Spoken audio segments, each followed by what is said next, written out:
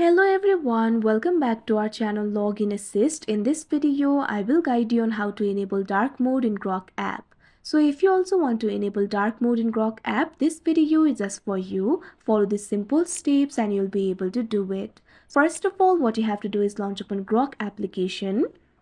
Make sure you're logged into your account. So if you want to enable the dark mode, what you have to do is tap on the three lines that you can see at the top left corner of your screen. Now you can see over here, you'll be led to this kind of interface. At bottom of this interface, you'll be able to find your account name. Right next to it, you'll be able to find gear icon. All you have to do is tap on it. Now you can see over here, you'll be led to your settings interface. In this interface, you'll be able to find the section for appearance. Over here, you'll be able to find three options: system, dark, light.